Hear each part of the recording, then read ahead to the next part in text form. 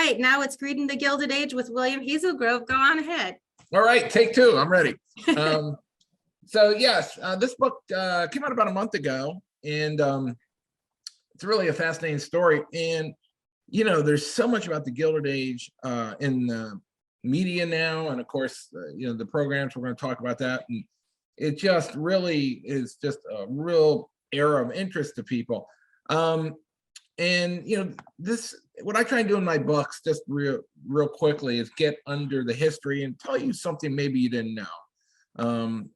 Titanic, you know, that book came out about 3 months ago, and just I just found this sort of area with the wireless operators that nobody really covered. So I try and bring something to light that most people haven't read or heard about. And I did this with Morristown, with Al Capone. But that's not why we're here. We're here for this, Greed in the Gilded Age. And this is a really Gatsby-esque tale. And of course, Gatsby took place in the 20s. And it's a little bit out of the Gilded Age, but not too far. But, you know, the same thing of money, trying to find that pot of gold over the rainbow. And that's really what the Gilded Age was all about. People really felt like, at this time of massive rapid growth in the United States from 1865 to 1912, that there was just a pot of gold around the corner. And our main character here, Cassie Chadwick, which we will really talk about this a lot, she believed this more than anybody else, that it was just there. You know, and this is a very universal theme in America. And of course, if you've been watching Netflix, you probably have caught this, Inventing Anna, which is actually an updated story of this. And the parallels are just, they blow you away. When I watched this, I was like, oh my God, it's Cassie Chadwick. A con woman who just gets millions of dollars, or in her case, attempted. But same kind of setup, same avarice and greed. The difference is our girl, Cassie, got the equivalent of $60 million. She went the whole distance. An amazing story where this woman from nowhere manages to have these banks literally just lay down and give her all this money. How'd she do it? This guy, Andrew Carnegie, richest man in America, one of the steel barons. Also, you know, this is a time when money is not taxed. So he has incredible wealth, equivalent of billionaires today. And Cassie Chadwick has a very simple con, and we'll cover it in depth, where she says she's the illegitimate daughter of Andrew Carnegie. And that is enough to open up the vaults to her and have just millions pour down on her. And she does get caught, and it ends up being the trial of the century, which actually was such a media event, it pushed the inauguration of Teddy Roosevelt off the front page. But, you know, so let's dive into this. The thing we really have to do is talk about this. Now, this is another, again, if you watch HBO and not Netflix, this is something you may have watched. It's ongoing. I think they just wrapped the last episode. The Gilded Age. And this is the premise of this is basically these families of incredible wealth that came about and lived in New York, and you know, sort of jockeying for position that goes on among them. But when you watch it, it's really a celebration of conspicuous consumption, which, by the way, is a term that was coined for the Gilded Age. Now, when we talk about the Gilded Age, Mark Twain actually came up with that phrase. He wrote a book called The Gilded Age. And what does it mean? It means that, say, on a banister, there's a gold patina over rotten wood underneath. So that's the Gilded Age. It's gilded with gold, but underneath it's just rotten. And this sort of, you know, shows the avarice and greed and just a lot of the really bad things that existed beneath these people who were just amassing all this wealth. Now, it came down to, here's another shot from the Gilded Age, came down to 400 families. They were called the 400 in the Gilded Age. And they had incredible wealth. we didn't have up to then this super moneyed class. But what happened was you suddenly had, with rapid industrialization after the Civil War, you had all this money being concentrated into the hands of a few individuals, the famous 1%. Well, this is 1/10 of the 1%. And they just had incredible untaxed money, and they were called the 400. Now, how did this happen? Well, during the Civil War, they built railroads all over America and to move troops around. So after the Civil War, they had all these rail lines that they could move goods to national markets. Before this, you really, when you go back to this, you're going back to Thomas Jefferson's view of America as an agrarian society, and Alexander Hamilton's view as a big mega society of industrialization and banks and more of an urban society. And that's really the sort of clash that existed in America. But after the Civil War, it was very clear we were headed toward a very heavily financed, industrialized society. So these railroads, before you would bring, say, your corn into your town and sell it, now you would sell it to a conglomerate out east, and the railroads would take it in and take it to a national market. So the advent of a national market, along with rapid industrialization, starts to create immense wealth in the hands of a few people. And another concept that came along here, two things. One is we started moving from a nation of farms to a nation of cities, but also a nation of people who are going to sell their time for wages. And we're very used to this, but at this time, this wasn't how most people worked. But now they're going to become the wage slaves, right? So they're going to go work in foundries and factories, and of course, they have no rights or protection. So they were really being exploited heavily. But this created even more wealth for people who would become rich off of people they would never see. Again, this is sort of a new concept. So all these thousands of people that work for them, they will never see them. They'll work in their factories and their foundries and all that, but they will become wealthy and sitting in New York. Okay, so America's exploding, and just this fabulous growth that occurs after 1865, and I take it all the way up to the sinking of the Titanic in 1912. So that's the Gilded Age. All right, now up in Canada, so it's a young girl named Elizabeth Bigley, and her father works for the railroad. And they aren't poor, but they're just scraping by. They have a sort of an old farm, a lot of kids. She has to help her mother. Elizabeth Bigley doesn't have much education. She does not finish high school. She is prone to strange spells where she suddenly kind of goes into her own world and won't talk to anybody. This will sort of go on through her whole life. But she looks at magazines, and she has a yearning for a greater life. So what does she do?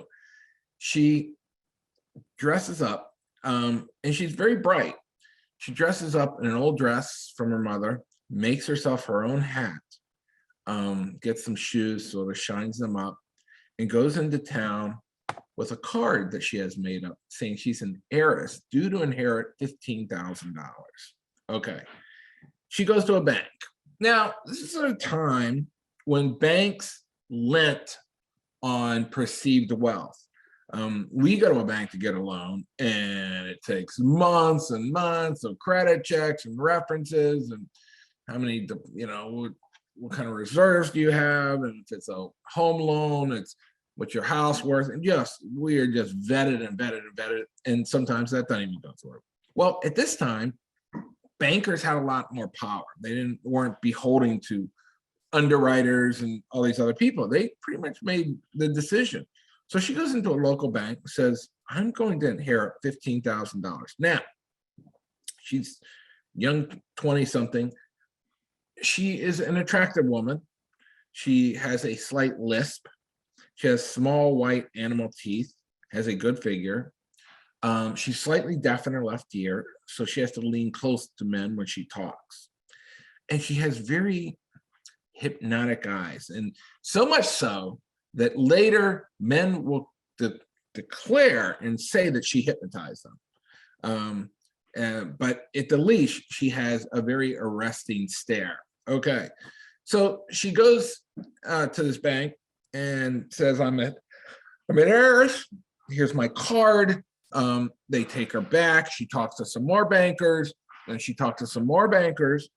And then she walks out with basically a credit line worth $15,000 in checks.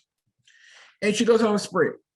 She goes out to dinner. She goes to a nice hotel. She buys clothes. She buys jewelry. She basically puts all this paper all over the town. They start to catch up to her when the banks start to try and cross-reference where this money was going to come from, and somebody became suspicious because she was spending so much so fast, and they run it down and they realize that she really doesn't have $15,000 and that this is all a con. So they pull her into court. They have a trial. She goes crazy during the trial. She pleads insanity, you see here.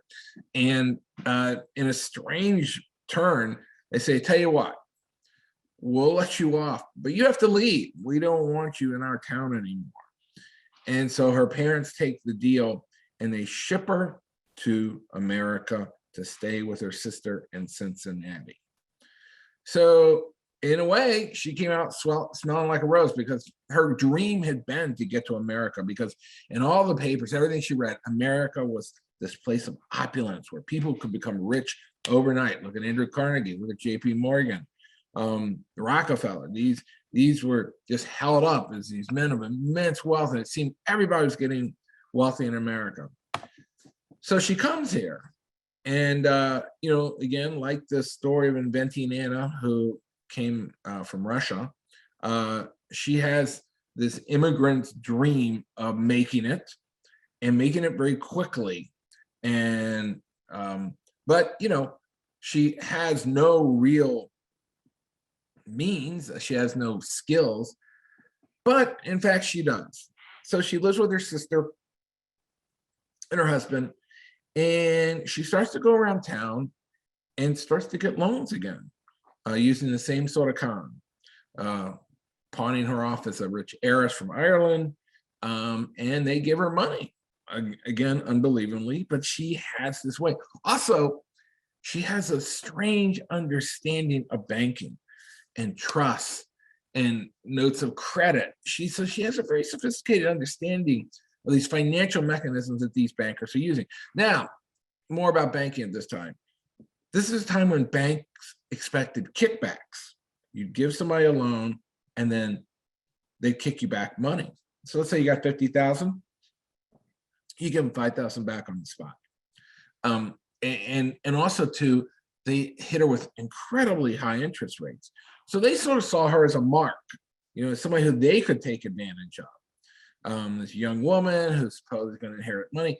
So she starts doing the same thing, going around. Well, she sort of runs out of the lower tier banks and hits another level, and they say, well, we need collateral. We need, something to back this up. How about, what do you have? She says, how about the furniture in my house, which is her sister's house? And they say, okay. So then she hawks basically all the furniture in her sister's house, puts it under a lien, and goes about her business. Well, of course, she can't pay these loans back. So they come for the furniture. Her sister's husband's there when they come, and he's like, what are you talking about? When she gets home, her sister throws her out of the house. So basically, she's homeless, but she is very resilient. She ends up in a boarding house, changes her name to Miss Bastata, which, by the way, is the name she used when she was mortgaging her sister's furniture. And this is at a time when you did not have Social Security numbers. So she will profit by this by continually changing her name. And there's no way for people to track her. She can literally go to a different town, change her name, and nobody can find her. Okay, well, so now she has a little dress shop. She's trying to survive, and she bumps into a man named Dr. Springsteen. And again, she pawns herself off as a rich heiress. And Dr. Springsteen is very taken with her. Again, she's attractive and sort of witty. And so they get married.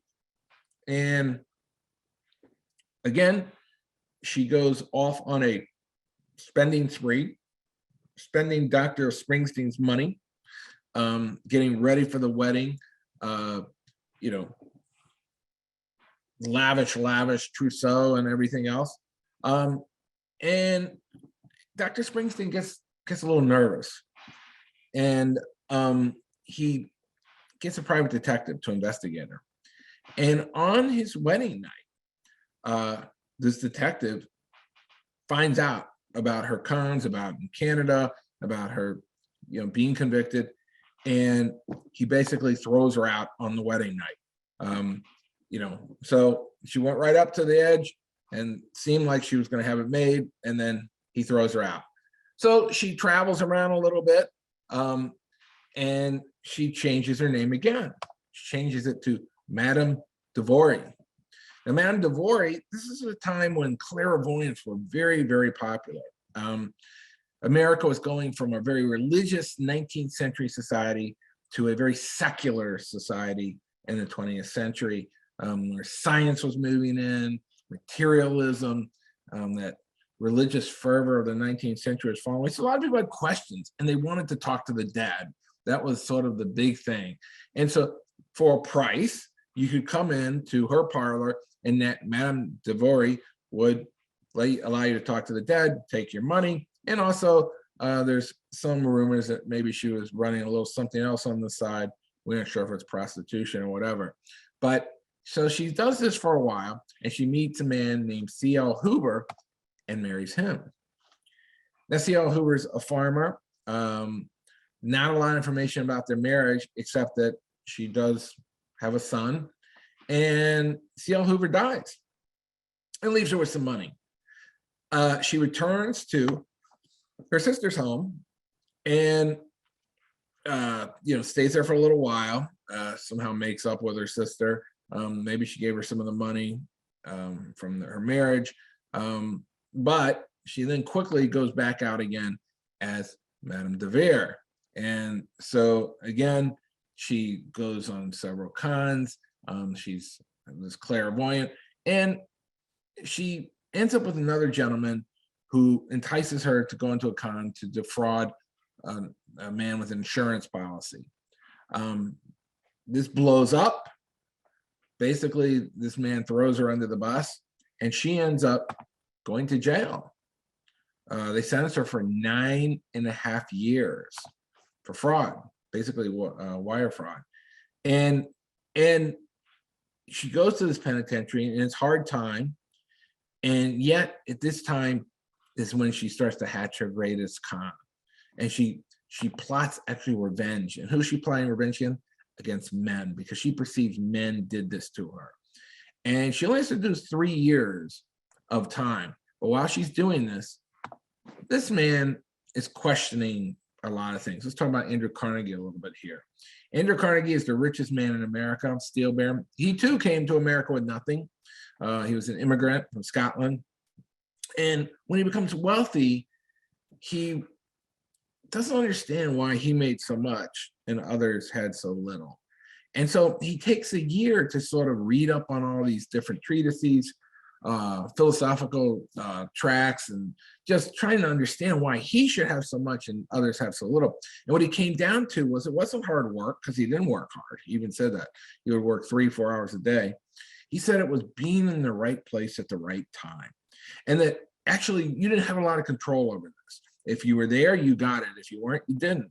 And then he sort of came up with this theory that it was his job to eventually give away all this money later in his life. But this is sort of his fascination with how did he get it.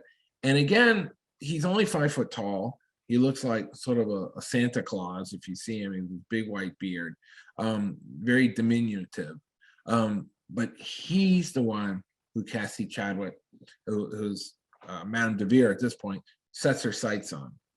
Now, she gets out of jail, kind of recovers, goes back to Canada, comes back to the States, and sets up again in Cleveland, or rather Cincinnati.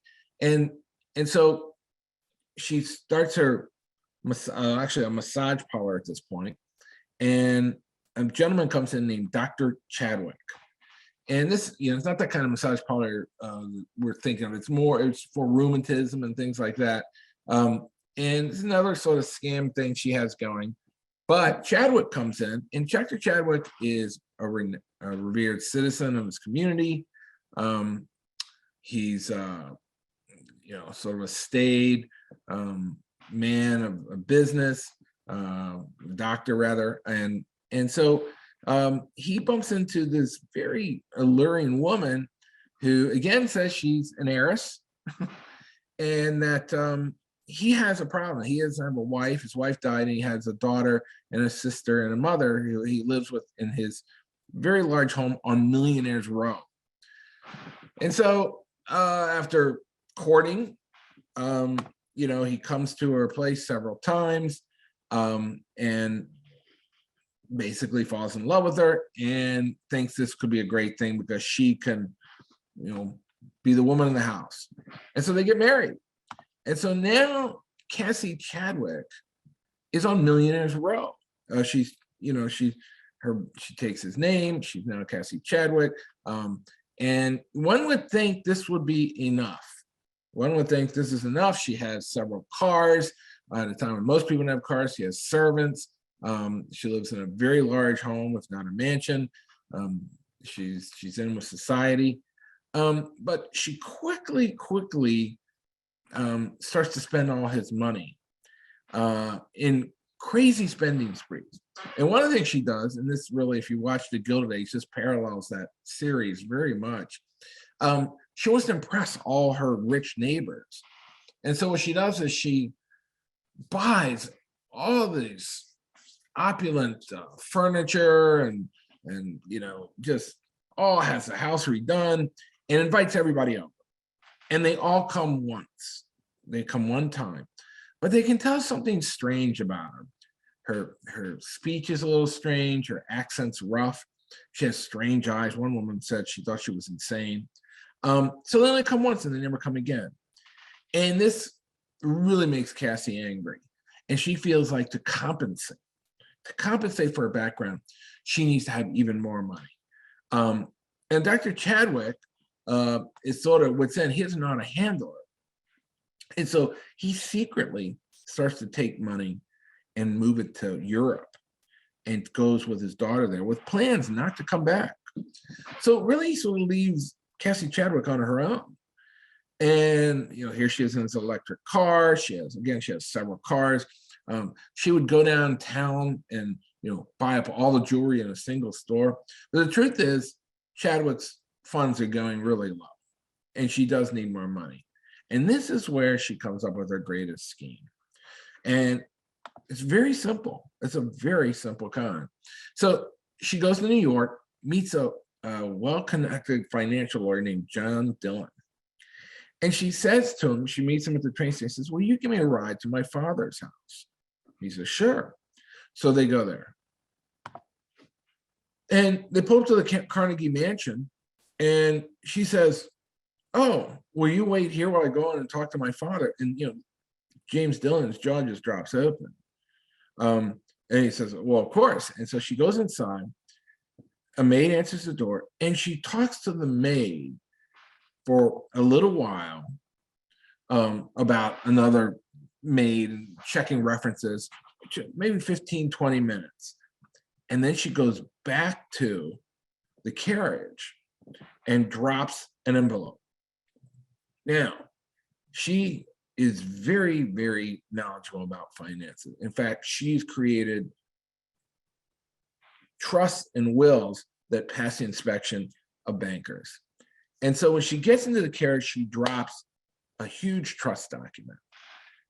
And James Dillon picks up and looks at it. And at that moment, she says, I got to tell you a story. And so she tells her the story of being the illegitimate daughter of Andrew Carnegie, and that she has covered this up all these years, and he's paid her to keep quiet, but she will inherit his entire fortune, which again at this time is probably $500 million, which is billions of dollars today. And so she says, but you must not tell anybody. And of course, James Dillon says, yes, I will tell nobody. And then he goes and tells everybody, because this is big news, and this goes to all the financial circles, that this woman, Cassie Chadwick, who's the wife of Dr. Chadwick, so this gives their veracity, is in fact the illegitimate daughter of Andrew Carnegie. It's going to inherit all this money. So she then goes to a man named Ira Reynolds, and Ira Reynolds is the Wilton Bank, and she basically comes up with a package, and this package is tied up. And she tells him a story. This is the Wade Park Bank, by the way. And she tells him a story of being Andrew Carnegie's illegitimate daughter. And then inside here are securities worth $5 million inside the package. And so Ira Reynolds says, well, I should probably look at this. I should look at these documents. And she says, well, you doubt my word. Now, this is at a time, we should talk about this a little bit. This is a time when decorum was ironclad, especially women of the 1%. You never doubted a woman's word. And he looks at her and he goes, oh, of course not. No, I don't have to look at it. And he takes it and puts it in a vault and then gives her a note for $5 million without ever looking at that package. So now she's got $5 million, but she's not done. So she goes to a guy named Beckworth. Beckworth heads up the Oberlin Bank. And the Oberlin Bank is a smaller bank. And he goes in there, and there's a guy named Spears there with Beckworth. And Beckworth is your quintessential 19th century banker. He's developed his bank. He has the trust of the community. He shepherded through hard times. And he makes the decisions on all loans. So she goes in there and tells him her story one night. And Spears stays with Beckworth, and they can't believe it. Because what she says to him is, listen, I'm going to need short-term cash, but I am going to give your little bank all the Carnegie money. And, they can't believe it. And to show that she is, 100% on the level, she shows him the note for $5 million from the Wade Park Bank. So she's like using one bank as checkers for another bank, backing up one con with the other. And so they say, well, if, Ira Reynolds thinks that you're good for $5 million, then no problem. And so immediately she starts to tap them for loans. And she's very smart because she repays the initial loans very quickly. And she ups the price, and they give her more, and they give her more, and they give her more money. They give her so much that she actually cleans out the Oberlin Bank. This is at a time when there's no FDIC. So if you deposit your money in a bank and that bank fails, you're out. You're just out. If the guy in front of you gets the last $5, you're done. There is no $100,000. Today that happens, bank folds, you get at least $100,000. That is not the way it works then. So she cleans out Beckworth. And in fact, it's worse than that. Beckworth gives him $100,000 of his own money. So again, this hypnotic eyes, her beauty, her lisp, who knows what it all is, but she has this ability to make these men do it. Now, she's also given Beckworth money, cash, right back, kickbacks. So Beckworth is getting money from her too, but she's cleaned out his bank. Now, she's not done. She goes see a guy named Reverend Charles Eaton. And Eaton is a pastor to the 1%, if you will. Rockefeller and all these people have been in his congregation. And so he's the connected pastor. And she goes to him and says, I tells him a story and says, you can't tell anybody. I'm so shameful, but I'm going to need short-term cash because Dad won't give me any right now. And Eaton feels sorry for her. and starts setting her up with other bankers in New York, giving her his personal recommendation because she tells him about Ira Reynolds' note and then the Oberlin Bank that's given her money. And so, Eaton opens up even more doors to her. So she has the Wade Park Bank, the Oberlin Bank, now Charles Eaton. So it's sort of a triumvirate of the perfect con. Well, the Oberlin Bank crashes because she doesn't pay him back at all. And they plead with her and plead with her and plead with her back where it goes to her house. He goes at one point with a gun and threatens to shoot himself. But he doesn't. And she doesn't pay him. So the Oberlin Bank fails and takes all the depositors' money with it. Cassie Barr is still, though, she's on a tear down. She's borrowing millions from all these banks that open their doors to her because it's known she's the illegitimate daughter of Andrew Carnegie. Everybody knows this now. So they just are shoveling money toward her. She presents promissory notes for $500,000, $500,000, something that from one bank to another, and she's spending enormous amounts of money. She's going to Europe. She buys 8 grand pianos, and she sets up a room in New York, hard to believe, and lines the walls with diamonds. It's just crazy. She just can't get enough. But then she goes to a guy named Newton, and she wants $190,000, and it's not a big amount of money, but Newton gives it to her, and then he demands payment. And she does what she does with all the banks. She says, "Oh yeah, I'll get it to you," but she doesn't. Newton is not Beckworth or Ira Reynolds. He's a more sophisticated banker. He hires a detective who runs her down, and this detective starts to uncover all these loans. And Newton demands full payment of $190,000, and then he files suit, and then it gets out.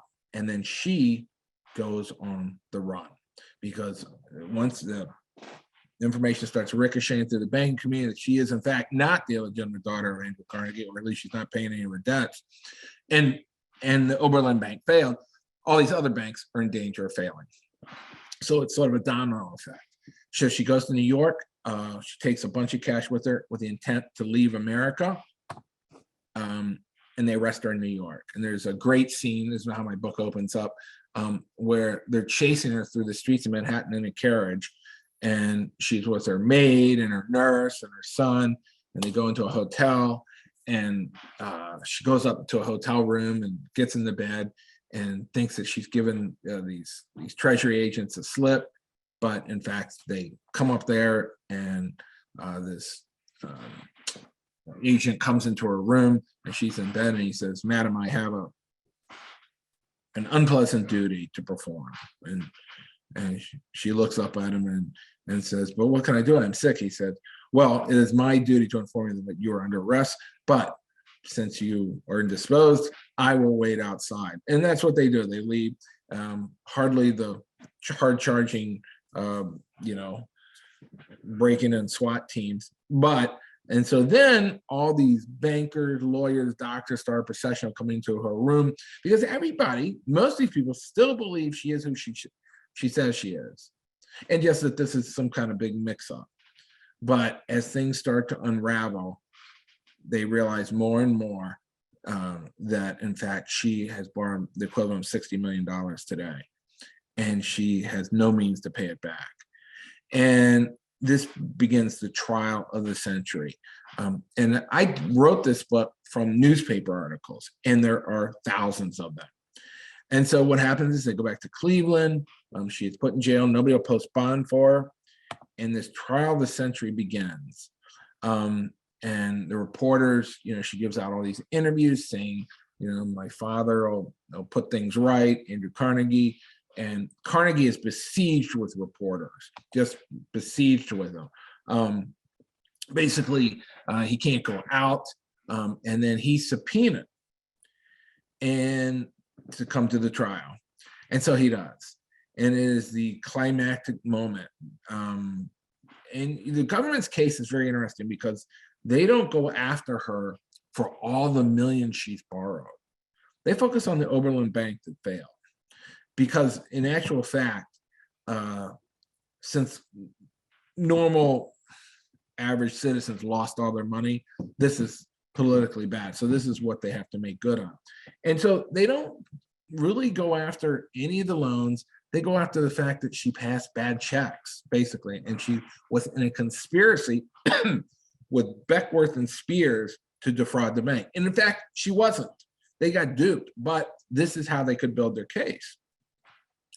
So that's how the case is going. And then Carnegie comes, and there's a climactic moment where Carnegie faces her down, and Carnegie, who'd been trying to figure out what the secret was to his success. He wrote about this later. He said, you know, he looked in her eyes, and they stared at each other across the courtroom, and he saw absolute greed, avarice, and just this, I'll do what it takes attitude. And he realized she was him, that they were in that way exactly the same. He was a very ruthless ruler of his kingdom. And go into the Homestead strikes and how he had people shot down by the Pinkertons, but he really saw himself in this woman. The trial goes along. It seems like it's going her way, and then it goes against her. Beckworth dies. The one banker, he dies literally from devastation of this, his entire world. And Spears is really the fall guy. And again, he wasn't in collusion with her, but the government has to pin on something. They put it on her and Spears, and she is convicted for 11 years for bank fraud of the one bank, the Oberlin Bank.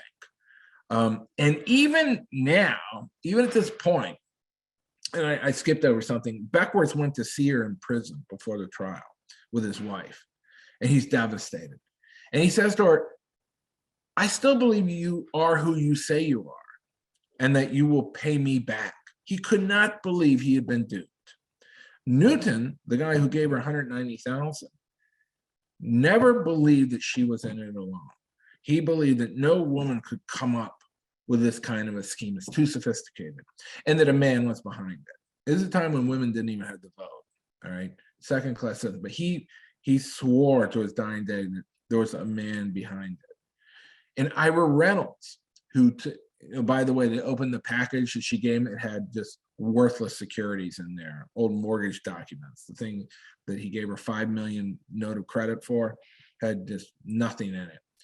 And even Ira Reynolds, when he went to the trial and testified, he still believed that she had this money somewhere and she was going to make good on it. So they couldn't believe that this woman of opulent wealth was not who she said she was.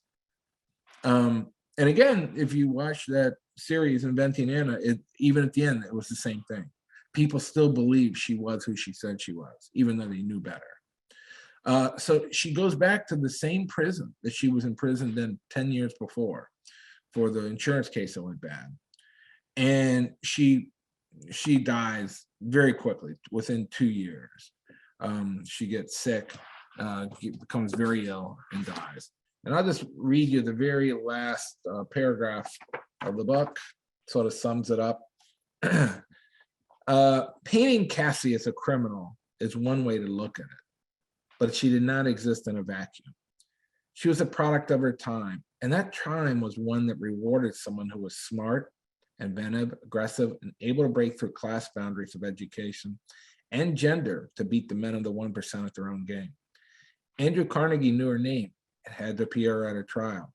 He commented on how gullible the bankers had been to lend her money, but the old Scotsman understood ruthless intent, and he must have recognized that in the woman that's sitting across the courtroom.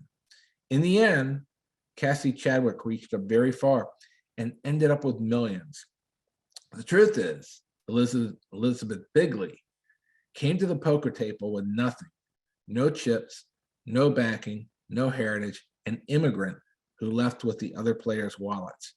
That is a sign of either a brilliant woman or at least a brilliant con. And with that, I can take questions. Like a lot of things I didn't cover, it's in the book. And we can start there.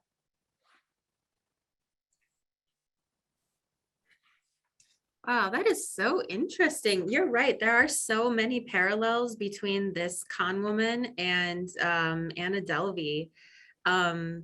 So we did have a question that came in. So someone just wanted some clarification on where she came from before coming to America. Ontario, Canada.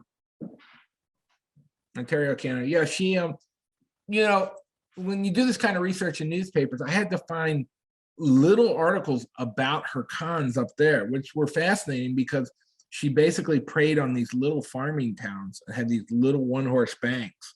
And you know, again, she was, you know, maybe 20 when she did her first con. And but before that, even she had stolen her father's watch and dressed up as a man and got caught. I mean, so you know, and I go into this more in the book. She had these strange spells where it was almost like she would go into another world and people would try and talk to her and she wouldn't respond, almost catatonic. So, you know, when you bump into someone like this, you almost wonder, is this from birth? Is this just the way she was, you know, or was it some great desire just to have all this money? Yeah, that's true. Did that happen while she was an adult as well, while she was trying to con these wealthy people where she would have spells in front of them? Well, yeah, and she would have hysterical fits. Like she would, when the press, she would do these interviews, and if the press asked her the wrong questions, she would just basically lose her mind and just have these fits. And she was, you know, continually, she's had a parade of doctors and nurses all through the trial. And during the trial, they had to stop several times because she, you know, passed out and they had to take her out and then bring her back in. Sometimes she used this to her advantage. In New York, she was in a hotel and the Secret Service agents and such were outside watching it. They were waiting for a warrant for arrest. And she, you know, was saying she was very ill and prostrate. And then she went out the side door, jumped into a carriage and took off, and they took off after her. So, you know, how much of an act was an act and how much it was, you know, really a malady, hard to know. She actually, one time, one of her cons was she would get her gums to bleed and say she had tuberculosis and get people to give her money for that. So, you know, she was wily. Yeah, that's a special kind of person. So we had a Q&A question come through. So Colleen wants to know if the pictures that we've seen of her, and they change a little bit from like that very attractive younger version of her that was possibly maybe a sketch, to other like photographs of her mugshot. Did she change over the years? Are those pictures of her the same around the same time as her cons? Yeah, I mean, obviously the mugshots are toward the end. She did. When she went to prison, I think it was in the 1892 or so, she came out very emaciated, but then she sort of filled out and got her looks back again. She, you know, I'm not sure pictures do her justice a lot of times. She was for her time, she was an arresting woman, and she could carry sort of a regal air about her. And again, she was called the Duchess of Diamonds because she would just be layered with diamonds. And one time she was in a hotel and she left probably $30,000 worth of diamonds behind by accident. And they got hold of her and said, "Oh, Miss Chadwick, you left all this jewelry, these very expensive diamonds." And she said, "Oh, that's okay. I'm not going to come back and get them." Why would anybody do that? My own theory is that she never wanted to show her roots, that she came from nothing, that she came, you know, she was poor. And she always wanted to prove to everyone that she had so much money, it didn't matter. And so I think this is why she'd literally take all these debutantes with her to Europe, pay for everything, buy them all this jewelry. And again, she went out for dinner once with her husband, had people come in and redo the home while they were at dinner and came back to surprise them. Bought 8 grand pianos, all these grandfather clocks, and she would show bankers her vault full of diamonds. And that was also part of her con. The bankers would come to her home. This is all in the book. And she would go through an elaborate ruse of, having all the servants come and serve them and everything, and then show them all the diamonds. And then she would touch them for a loan, and they would think, oh, well, she's got all this. Then we're in this big, beautiful home. Sure. Let's give her a loan. Yeah. Wow. Okay. So we had another question come through. Phyllis and Chip want to know what happened to her son. She had a son. Yeah. Emo was his name. He's sort of hard to track after this. I found a few articles about him after Cassie Chadwick had been in prison. It seemed like he had a family of some sort, and then he just disappears into history. He stayed with her all through the trial, went to visit her in prison, but she deteriorated very quickly. She became blind in prison. Also, when they convicted her, her hearing was so bad that they announced the guilty verdict, and she said, "Great, I'm free." And her lawyer had to say, "Oh no, Miss Chadwick, that's not what they said." And they had to bring her right in front of the judge, who almost had to yell at her and say, "You've been convicted, you're guilty." And so, she had these ailments, no doubt about it. And then she very quickly, within 2 years, just went straight down after being in prison. Wow. Well, that is really an impressive story. And it's hard to believe that it went on for so long, because it's a small world that she was stealing from. I wonder if in your research you came across any gossip and things. People had been talking and wondering about who she was. Like, she just sort of appeared in society, and then people started giving her all this money. Did people catch on pretty quickly what she was about? Yeah, I mean, people, again, the other people on Millionaires Row thought, Dr. Chadwick was crazy to marry her, and that she seemed very strange. Again, some of them said she seemed downright insane. And they only went to her house once, which drove her crazy, which, if you watch The Gilded Age, the premise of that is old money and new money. And the woman of new money does the exact same thing, invites everybody over, spends all this money on, and everybody's like, oh, she's so common, and they don't come back.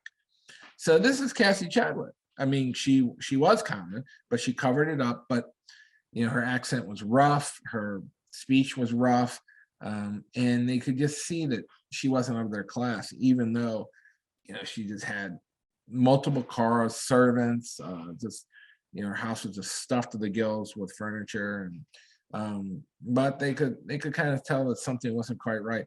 So I think there was a lot of people who were suspicious of her, but also too, and she used this to her advantage. This was at a time when women were viewed as not having much of an intellect and not being able to pull off something sophisticated like a con. I mean, she basically conned the best bankers of her time, the 1%. These were the guys who were, at the top of these banks. And a lot of these bankers, after she was caught, did not come forward because they did not want to admit that they had been conned by, and also they didn't want to run on their bank. So they just ate the money. They just took it as a loss. The Oberlin Bank is really the sort of touchstone, or the quintessential bank that she destroyed, because it had real people's money in it. And there was also a fear that, the Cleveland financial system might endure these real shocks if all the money was revealed that was lost to her, that was lent. And that's why I think they went with a very small case of this proven conspiracy on this one bank. Also, too, they didn't want Carnegie to have to stay. So he only came in to court one day, and then they had a handwriting expert actually come to the home Carnegie was staying and compare Cassie Chadwick's handwriting on these trust documents to his. And it was clearly apparent that she had made them up. But I mean, when you read these trust documents, and they were all printed in the paper, they're very sophisticated. I mean, they are. And so she wasn't stupid. I mean, far from it. And there's a lot of great interviews too on my website. I've done with a lot of different radio stations on it, and we talk a lot more about how she did it, the ins and outs, and the financial ways that she got these people to give her money. But in the end, it was a straight out con. Yeah. The confidence that she must have exuded to get these men to hand over all of that money must have been just stupendous. And I bet it was her beguiling ways that sucked them in, because maybe men of their class weren't used to dealing with women like that. Well, and also too, they got monstrous kickbacks. Oh, right. So they were benefiting. And they hit her with really high interest rates. So, they were sort of in collusion with her. They took their money. Yes. And that is why, again, it's so similar to the Anna Delvey story, the Netflix show Inventing Anna, is because these men and women who gave her money wanted to be branded alongside her. They wanted to be, associated with her. And they thought, oh, if I give her this now, the rewards that I'm going to reap later on are going to be huge. So they were investing in her brand, and she was very close. She almost got it, but well, and you can't divorce these people from their time. In Cassie Chadwick's case, this was the Gilded Age, a red hot economy of untaxed money, of fabulous wealth, of massive, massive growth. I mean, the United States in 35 years was a totally different country. And it just, it was just this juggernaut of money flowing through the country. And when Anna Delvey came into New York, it was the same thing. Just massive amounts of money flow through New York. All this, it looks like it's right out there. And so you have, these incredible funds that people can lend money from for capital. And yes, she got very close. But what's interesting is she was able to float along. I think she got 200 grand from one bank and was able to float along on other people's goodwill, who, like you said, wanted to be part of her world, wanted to be part of her foundation. They had their own agendas. And that's also what Cassie was very good at. She was very good at understanding avarice and greed of other people. Mm-hmm. Yep, I bet she did understand her world better than the people she was playing. All right, so I just want to remind everyone who's still with us, thanks for hanging in there for the Q&A. We are going to have William Hazelgrove back with us at the Bloomingdale Library live in person. He's going to have his books with him, so if you'd like to purchase a book from him, you can, and he'll sign it for you. So he's going to be with us in person on Monday, August 22nd, to talk about one of his extraordinary books, Al Capone and the 1933 World's Fair. That's at 7 p.m. Monday, August 22nd. And then he's going to be back again to share one of his newest ones that's coming out soon. That one is Writing Gatsby on Monday, September 19. So again, 2 times in the library this summer. Absolutely. Yeah, and go to my website. Like I said, there's lots of things there on her. I just did a Talk Radio Europe interview. That's a really good one. And also too, there's a hardcover available, but there's also an audio book available too, as well as an ebook. So that's all over the place. So. All right. Oh my goodness. You know what? I think I just skipped over some questions. I'm not sure. Somebody wanted to know how old was she when she passed? I think she was about 44. 44. And how did she compare to other con women? The most famous, I'm going to veer from con woman. The most famous con man is Ponzi, who was in the 20s.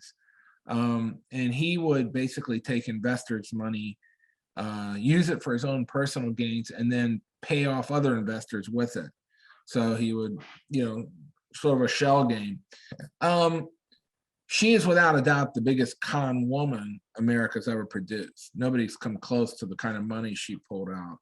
And as far as Ponzi goes, they're probably neck and neck in terms of the amount of money that they embezzled and took. But somebody asked me in another presentation, why am I heard of her? Well, a lot of reasons. one, she was a woman. Mhm. Two, the Gilded Age is up till now was sort of an age that was passed over in history a lot. We know the Roaring Twenties, because this big consumer-based economy took off with credit. That's what fueled the 20s. But we didn't know a lot up till then. It was sort of murky, and so that's when she was in the early. Her trial was in 1905. So it was really all over, so 15 years this side of the 20s. So I think she was overshadowed by that. And Ponzi was of the 20s. So she became one of these footnotes to history. Now, saying that, I can't tell you how many articles have popped up now about her, just in various magazines, Smithsonian Magazine, others. So she is. She's in terms of con women, she is very well All right.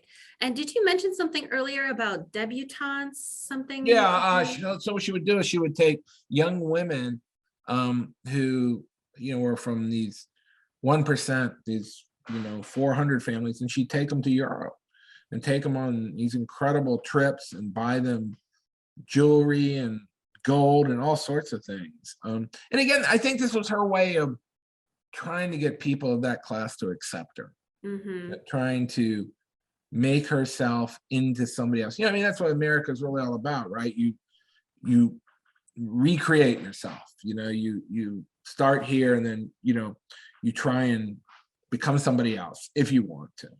And certainly people who aspire to become very rich any way they can, that's part of it. It's like you don't like who you are, so you're going to become somebody else. And that was certainly Elizabeth Bigley.